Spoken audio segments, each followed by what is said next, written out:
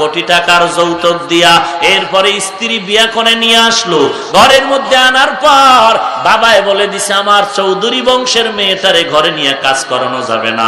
তোমার ঘরের মধ্যে কাজের লোক আসেনি? বলে আছে। কয় কতজন? 3 জন। কয় আরো 2 জন ল। আমার মেয়েকে ফুলের টোকাও দেওয়া যাবে না, একটা আসর লাগানো যাবে না। এমন কপাল তোমার ভালো যে স্ত্রীর হাতের রান্না খাইতে পারো না, কারণ স্ত্রী চৌধুরী বংশের মাইয়া, আগুনের কাছে গেলে শরীর নষ্ট হয়ে যাবে। কপাল বড় খারাপ, তুই এখন খাইতে পারো না। স্ত্রী যদি এখন বাঁকা হয়ে যায়, খানা নাই খানা নাই, যত টাকার বাহাদুরি গাড়ি বাড়ির বাহাদুরি দেখাও, কাজের মাইয়া যদি খানা না দেয়, না খাইয়া মরা লাগবে। তাহলে তুমি গরিবের সাথে দেখো কতটাই দুর্বল। তোমার একটা ছেলে, তুমি কোটি টাকার মালিক, গাড়ি বাড়ির তোমার অভাব নাই, ঢাকাতে বাড়ি, হেমায়েতপুর সাভারে বাড়ি আছে, অভাব নাই। তুমি আজকে তোমার সুন্দর ছেলেটারে ডাক দিয়া যদি বলো, আব্বা জান 5 তলা বিল্ডিং তোর নামে লিখে দিলাম, স্টাম্প নিয়ে যা, দলিলটাও নিয়ে যা। ওই হেমায়েতপুরের ভেতরে 22 বিঘা জামার জায়গা আছে, ওটাও তোর নামে লিখে দিলাম। সন্তান বলে, আব্বু তুমি এত তাড়াতাড়ি আমাকে কেন দাও? বলে কথা শেষ না, শোন, দৈনিক তোরে খরচ দিব, তোরে একটা এত কিছু দেওয়ার বিনিময়ে একটা কাজ আমার করবি। আমি তোর জন্মদাতা বাবা, আমি তোরে জন্ম দিতে গিয়ে কত কষ্ট করেছি, এর কোনো সীমানা নাই। বিনিময়ে তোরে বাড়ি দিলাম, 5 তলার বিল্ডিং এর ভাড়া তুই খাবি, 22 বিঘা জমিন দিয়া দিলাম, মাসে মাসে লক্ষ লক্ষ টাকা তুই পকেট খরচ নিবি। তোর একটা কাজ হলো, প্রতিদিন তুই আমি বাবার জুতা 2টা মুইসা দিবি, ধুইয়া রাখবি, মুছে মুছে রাখবি। যাদের ইমান মাথা ঠিক আছে, বিবেক ঠিক আছে, বলো এই 5 তলা বাড়ির লোভে ভরিয়া, 22 বিঘা জমিনের লোভে ভরিয়া কোন বড় লোকের সন্তান বাবার জুতা প্রতিদিন মুছে দিবে নাকি? অথচ মুছে দিতেছে কাজের সন্তান। গরিবের, নিম্ন শ্রেণীর গরিব কাজের সন্তান তোর জুতাটা মুছে দেয়, গোসলের পরে কাপড় ধুয়ে দেয়, লঙ্গি ধুয়ে দেয়, ঘর মুছে দেয়। যদি গরিব তোর ঘরে কাজ না করত, গরু ঢুকার আগে গোয়াল ঘর হয়ে থাকতো ঘর। কিন্তু এই জাতির কপাল কত খারাপ, নিজে ঈদের বাজার করে ছেলের জামা লাগে 2টা কিনলো 10টা, মেয়ের জামা লাগে 5টা কিনলো 15টা, নিজের জামা কাপড় বাজারের অভাব নাই। কিন্তু যেই গরিবের সহযোগিতায় তুমি খানা খাওয়ার ঘুমাও, ওই গরিবের ঈদের বাজার হয় না, বেতনের টাকাও আটকানো। তার উপরে খোদার গজব না আসলে কার উপরে আসবে? তোর কিডনি নষ্ট না হলে কাটতে হবে। আল্লাহ হেদায়েত দান করেন। ওরে মানুষ, তুমি কতই যে দুর্বল, তোমার মতো দুর্বল আর কেউ নাই। অতএব আল্লাহ এই কথা দিয়ে বুঝাইলেন, তুমি অসম্পূর্ণ। অতএব তুমি এখন যেদিকেই চলতে চাও, তোমার সহযোগিতা ছাড়া চলার কোনো রাস্তা নাই। আল্লাহ তাআলা বলেন, বান্দা তুমি দুর্বল। টোটাল আলোচনার মূল ফলাফল হলো তুমি সহযোগিতা ছাড়া চলতে পারবা। এখন দ্বিতীয় কথা হলো, সহযোগিতা ছাড়া যেহেতু চলার উপায় নাই, সহযোগিতা আমি কার থেকে নিব এটাও আমার নির্ণয় করা দরকার। আমি সহযোগিতা কার থেকে নিব, এই ব্যাখ্যা যদি আপনারা শুনতে চান, তাহলে 3টা দোষ যার মধ্যে নাই, তার থেকে সহযোগিতা নিতে হবে। কয়টা দোষ? এই উঠে কেন, মোনাজাত দিয়ে দিন। এটা কি যাত্রার প্যান্ডেল নাকি? ভাইরা আমার, এরে নবীর আশিক, এরে উম্মত, রাহমাতুল লিল আলামিনের আদর্শ কত সুন্দর। আমরা সবাই দুর্বল, সহযোগিতা নিব কার থেকে? বলে যার মধ্যে 3টা দোষ। 1 নম্বরে পিছু টান নাই, 2 নম্বরে অভাব নাই, 3 নম্বরে স্বার্থ নাই। তার থেকে সহযোগিতা নিতে হবে যার পিছু টান নাই, অভাব নাই, স্বার্থ নাই। বলেন এই জমিনের মধ্যে কোন পীর সাহেবের পিছু টান নাই, স্বার্থ নাই, অভাব নাই? বরং মুরিদেরটা খাইয়া খাইয়া নিজে বিল্ডিং বানায়, নিজের পেট মোবারকের তিমি মাছ বানায় ফেললো। দেখা গেল মুরিদের থেকেও পীর সাহেব বড় অভাবী। এই পীরের কাছে যায় মুরিদে ধনী হইতে, এক ফকিন্নির কাছে আর এক ফকিন্নি যায় ধনী হইতে।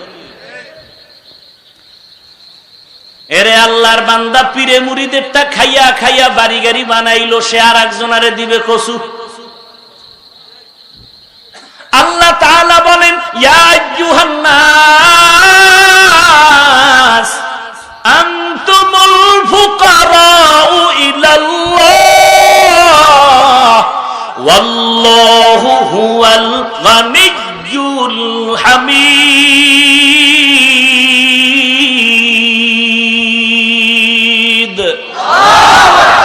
गर तवक्कुल मी कुनी हर सुबह शाम मीरसानाद रिज़्क़ तू अज़ला मकाम। দুনিয়াতে এমন একটা মানুষ খুঁজে পাবেন না যার পিছু টান নাই। দুনিয়াতে এমন একটা মানুষ পাবেন না যার ভেতরে অভাব নাই। অভাব ছাড়া কেউ আছে নাকি? পারস্যের কবি, কবিকুল সম্রাট আল্লামা শায়েখ সাদি রহমাতুল্লাহ আলাইহি লিখেছেন, মানুষের পেটের ক্ষুধা নিবারণ যদিও হয়, চোখের ক্ষুধা নিবারণ হয় না। দুনিয়াতে অভাব ছাড়া কেউ নাই। বলে কেমন অভাবী? বলে যে যত বড় তার অভাব তত বড়, যে যত বড় লোক তার অভাবটাও তত বড়। তোমার 5 টাকা দিলে অভাব সেরে যায়, কোটিপতির লক্ষ লক্ষ টাকা না দিলে অভাব সারে না। তোমার পায়ে ব্যথা লাগছে, একটু পানি একটু তেল মালিশ করলে তোমার পায়ে ব্যথা ভালো হয়ে যায়। যারা এত বড় এগো সিঙ্গাপুর না নেওয়া পর্যন্ত আর ভালো হয় না। ওরে আল্লাহর বান্দা, এত দুর্বল, এত অভাবী, এত স্বার্থপর দুনিয়াতে এমন একটা মানুষ পাবেন না যার কোনো স্বার্থ নাই। ওরে আল্লাহর বান্দা, সবাই স্বার্থের জন্য দৌড়ায়। আগে নিজের পেটের ধান্দা, এরপরে ছেলে মেয়ে ভাই বোন মা বাবার ধান্দা, এরপরে থাকলে তোমাকে দেওয়া হবে। চাইছো কত? বলে 5000। চেয়ারম্যান সাহেব আমাকে 5000 টাকা দিবেন। বলে আমার পিএস এর সাথে কথা বল।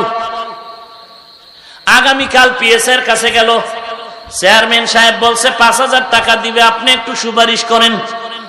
বলে আজকে হবে না, চলে যাও। পরের দিন গেলেন, চেয়ারম্যান সাহেব কি বলে এখন ঘুমায় রেস্টে আছে, সারে যাও। আবার গেলেন, বলে জরুরি মিটিং আছে, যাও। এইভাবে 13 বার যাইতে যাইতে 5000 বাড়াই গেছি। হ্যাঁ, এরপরে এখন একটু দিবে দিবে ভাব। এবার চেয়ারম্যানের সেক্রেটারি গিয়া কয়, স্যার একটা লোক 13 বার আসলো, বারবার আসে, আপনার বরাদ দেয়, কি ব্যাপার? বলে অমুক এলাকার কি চায়? 5000। 2000 দিয়ে দে। আল্লাহর বান্দা সেক্রেটারি 2000 টাকা নিয়া ওই দেনেওয়ালা গরিবের হাতে দেওয়ার আগে মাঝখানে কিছু বরকতি হাত পরার পরে 1000 নেই। ঠিক নি?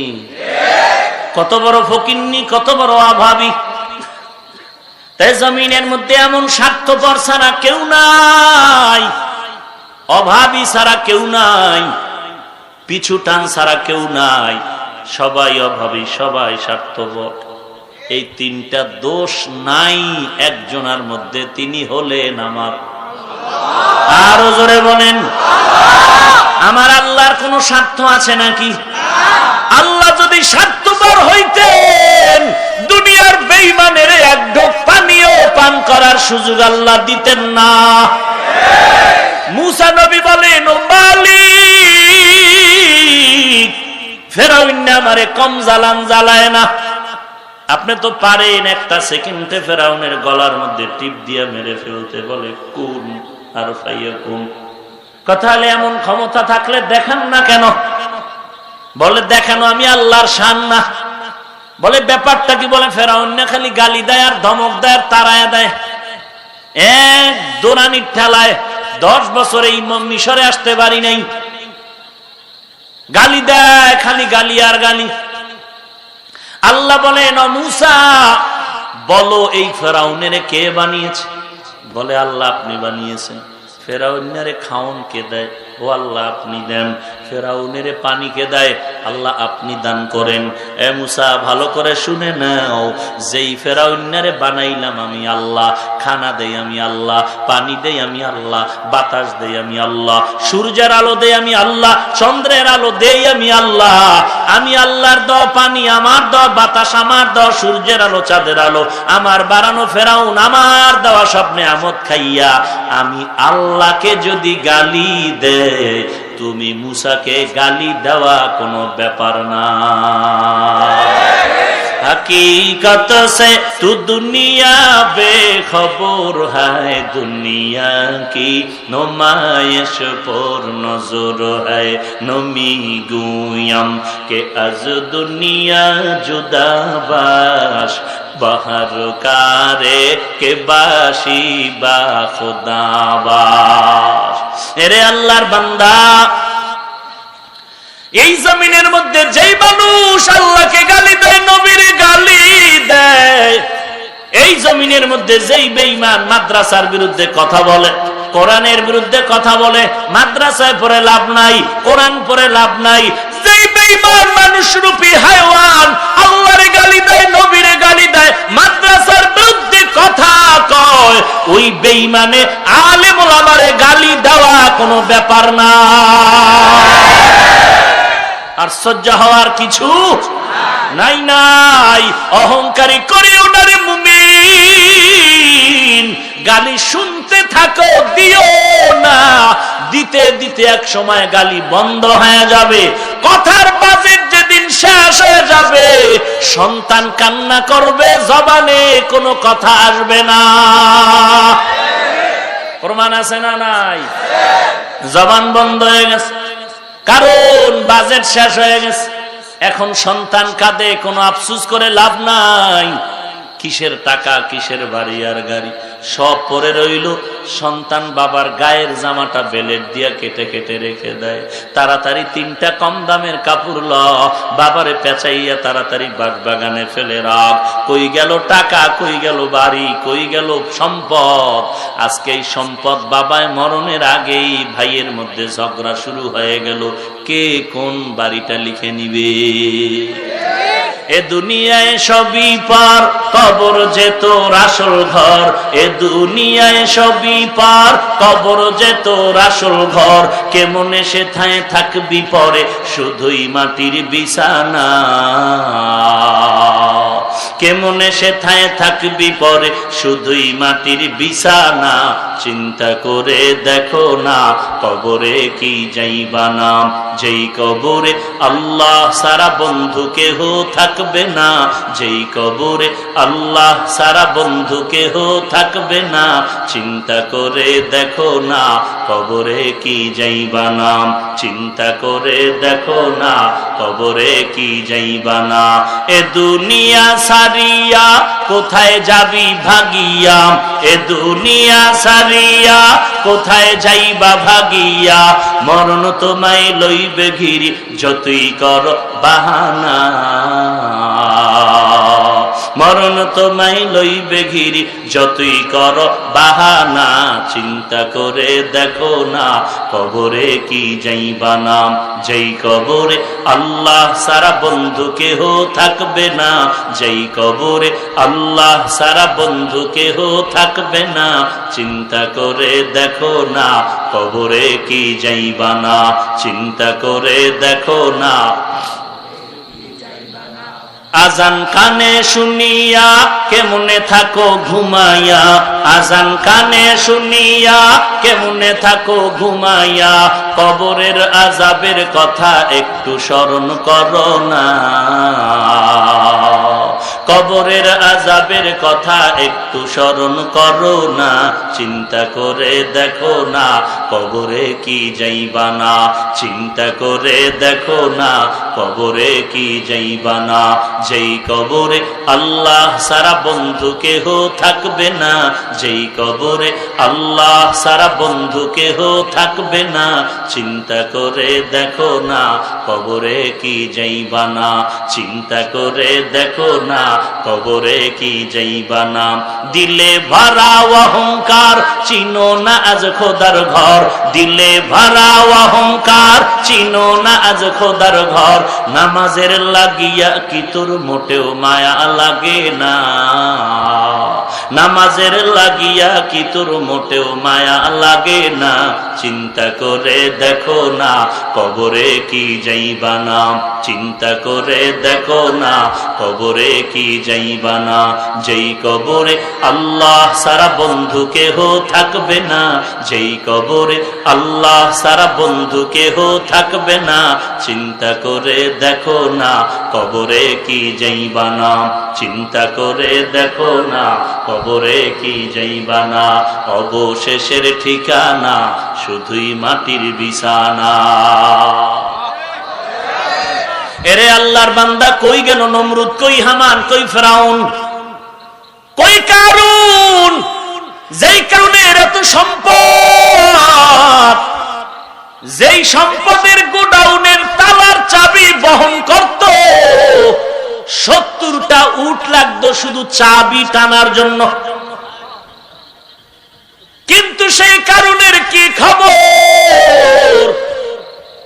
একটা সুন্দরী মেয়েটের সাজায় দিল, টাকার লোভ দেখায় বলে মুসা নবীর বিরুদ্ধে একটা অপবাদ দিবি, মুসা জিনা করেছে। আরো জোরে বলেন, লোভে পাপ।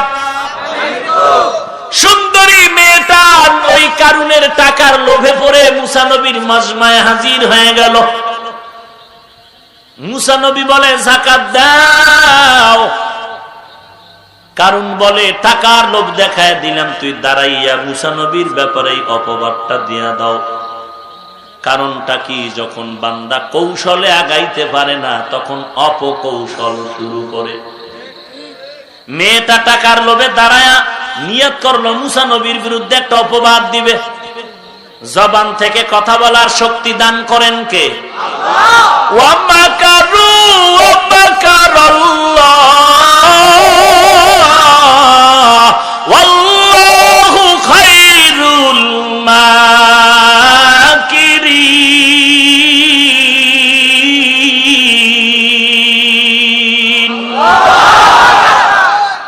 কত আর চালাকি করবি ও বেঈমানের দল? মেয়েটারে দাঁড় করায় দিল, মুসা নবীর বিরুদ্ধে অপবাদ দিবে। মেয়েটা দাঁড়ানো মাত্র সাথে সাথে জবানের আওয়াজ বন্ধ হয়ে গেল। মেয়েটা মনে মনে ভয় পেয়ে আবার বসে গেল। তওবার ভাব নিয়ে কয় আর বিরুদ্ধে বলবো না। বসা মাত্র আবার জবান খুলে গেল। লোভে পাপ। আবার আর একবার চান্স নেই, টাকা তো কম না। আবার দাঁড়ায় গেল, আবার জবান বন্ধ হয়ে গেল। এইবার ফাইনাল মেয়েটা অন্তর থেকে তওবা করলো, আল্লাহ আর মুসা নবীর বিরুদ্ধে কিছু বলবো না, তুমি আবার জবানটা ক্লিয়ার করে দাও, কারুনের গোমরটা মুসা নবীর কাছে আমি ফাঁস করে দেই। মেয়েটা দাঁড়ায় বলেন, ও পয়গম্বর মুসা, আমি সাক্ষ্য দিচ্ছি আপনার মতো দামি পবিত্র পয়গম্বর কেউ নাই। কারণ আমাকে টাকার লোভে পড়ে আমাকে সাজাইছে, আমি আপনার বিরুদ্ধে অপবাদ দেওয়ার জন্য। না না, আমি চেষ্টা করেছিলাম লোভে পড়িয়া, কিন্তু জবানটা বন্ধ হয়ে গেল।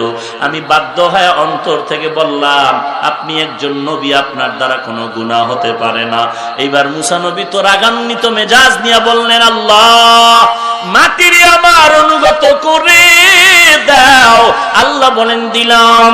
মুসা নবীকে মাটি কারুনের ধর, সাথে সাথে কারুনের হাঁটু পর্যন্ত মাটি গ্রাস করে ফেললো। কারণ কয়, মুসা বাঁচাও বাঁচাও বাঁচাও। আল্লাহর নবী মুসা কয়, মাটি ধর, ধরার মতো ধর। মাজা পর্যন্ত মাটি গ্রাস করে ফেললো। কারণ চিল্লায়, বাঁচাও, আর অপরাধ করবো না।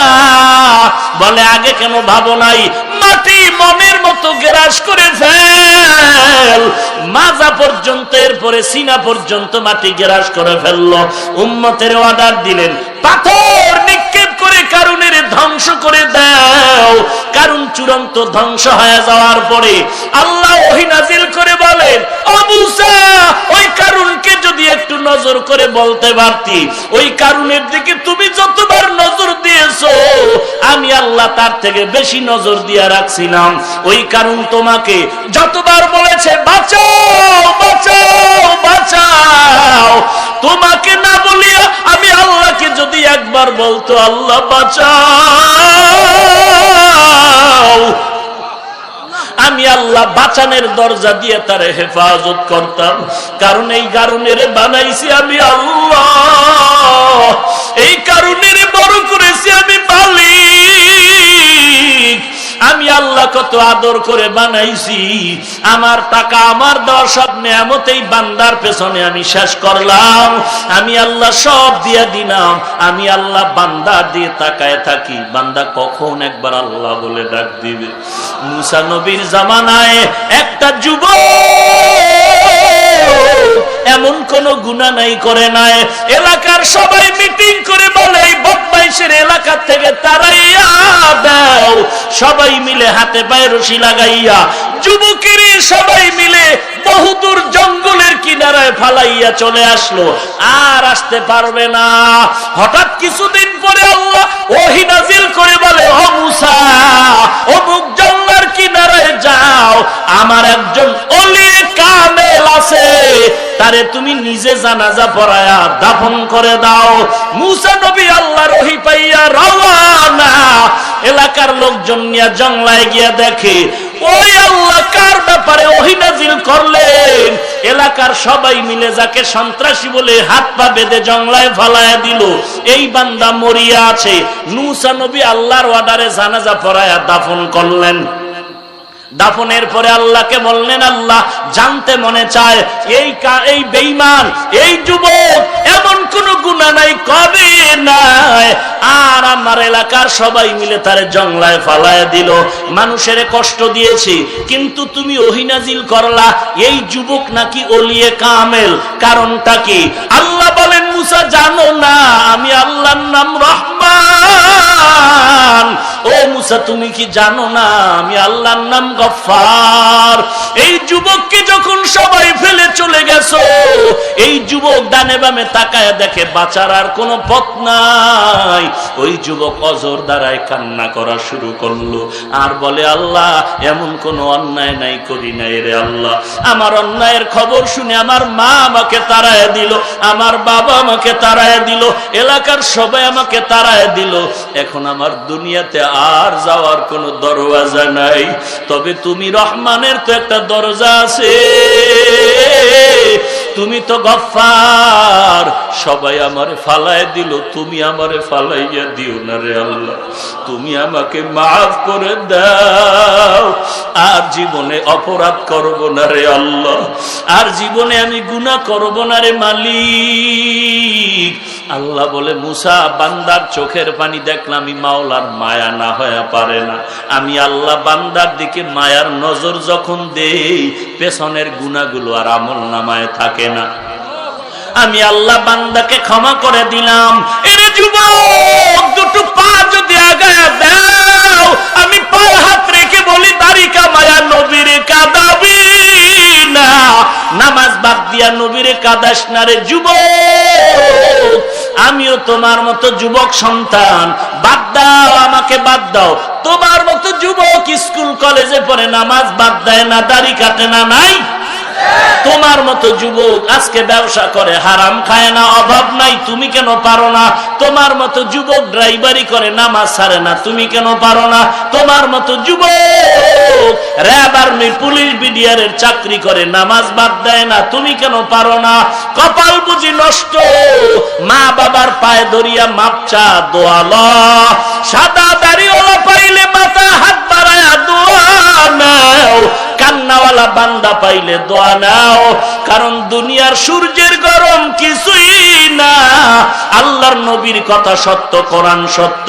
গুনাহগার হয়ে যদি অন্ধকার কবরে যাও, ওই কবরের দুই পার্শ্বের মাটির চাপ পাজরের হাড় চুরমার হয়ে যাবে, সহ্য করতে পারবি না রে যুবক। একটা নয় দুটো নয়, 70 থেকে 99টা সাপ কবর ভরে যাবে। ওদিকে হাসরের ময়দানে জাহান্নামের আওয়াজ, যেই সূর্য জমিন থেকে 9,30,00,000 মাইল উপরে, ওই সূর্য মাথার উপরে নেমে আসবে। আল্লাহ অর্ডার করবে, সূর্য যত তাপ আছে জমিনে ছেড়ে দাও। সূর্যের তাপে জমিনটা হয়ে যাবে তামা। গুনাহগারের মাথার মগজগুলো ভাতের মারের মতো উতলাতে থাকবে। বেঈমানের কান্নার আওয়াজ, চোখের পানি শেষ হয়, রক্ত বের হওয়া শুরু করবে। ওদিকে আল্লাহ বলবেন, অন্তাজুল ইয়াউমা আইয়ুহাল মুজরিমুন, ও গুনাহগারের দল, আজকে নেককারদের থেকে আলাদা হয়ে যাও।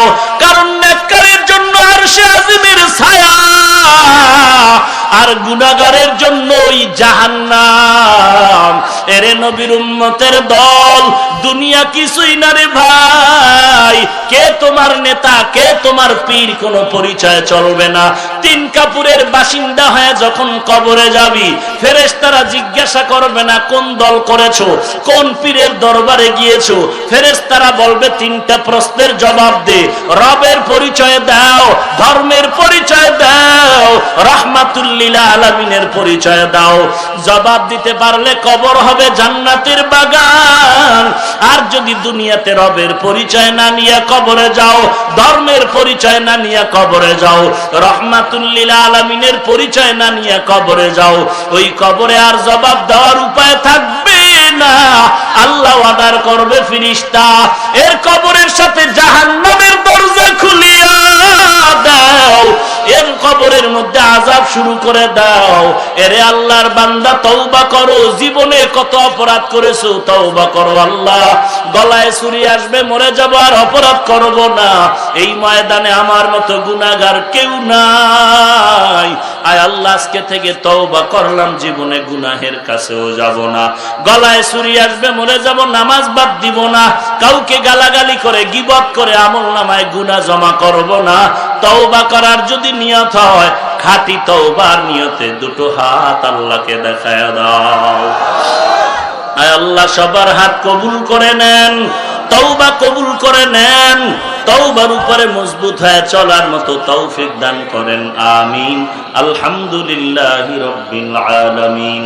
والصلاة والسلام على سيد الأنبياء والمرسلين وعلى آله وأصحابه أجمعين يا أرحم الراحمين يا أرحم الراحمين يا أرحم الراحمين رب ارحمهما كما ربياني صغيرا رب ارحمهما كما ربياني। আয় আল্লাহ তাআলা কুদরতের নজর দিয়ে দেখেন, এত বৃষ্টি, এত কাদা পানির মধ্যেও আপনার বান্দারা আপনাকে ভুলে নাই। বসার জায়গা পায় নাই, দাঁড়ায় দাঁড়ায় কোরআন সুন্নাহর কথাগুলো শুনলে। ও আল্লাহ, কত উলামায়ে কেরাম হাজির, কত হাজী সাহেব সাদা দাড়িওয়ালা মুরব্বীরা হাজির। আয় আল্লাহ, আমার কলিজার টুকরা কত যুবক, কত ছাত্র ভাই, আয় আল্লাহ, কত শ্রমিক, কত ব্যবসায়ী, কত চাকরিজীবী, পর্দার আড়ালের কত মা বোনেরা। আয় আল্লাহ, কেউ টাকা চায় না, বাড়ি চায় না, সবাই জাহান্নাম থেকে মুক্তি চাই। জীবনে গুনাহ করে জীবনটারে নাপাক করে ফেলেছি রে মাওলা,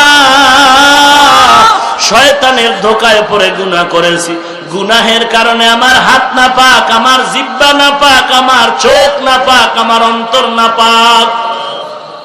আয় আল্লাহ, গুনাহ নিয়ে কবরে যেতে চাই না, কবরের আযাব সহ্য করতে পারবো না রে আল্লাহ, কবরের মাটির চাপ সহ্য করতে পারবো না রে আল্লাহ, ওই জাহান্নামের আগুনের গরম সহ্য করতে পারবো না রে আল্লাহ।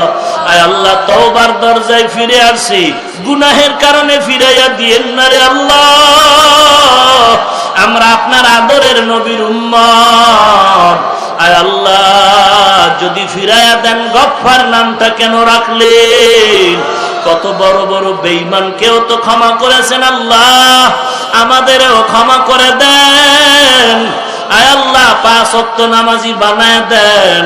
আয় আল্লাহ, কোরআন ও হাদিসের ইলমের নূর সিনায় দান করেন, সবাইকে হেদায়েতের নূর দান করেন আল্লাহ। আয় আল্লাহ মাহফিল কবুল করে নেন, মাদ্রাসা কবুল করে নেন, মসজিদ কবুল করে নেন, এলাকাবাসীকে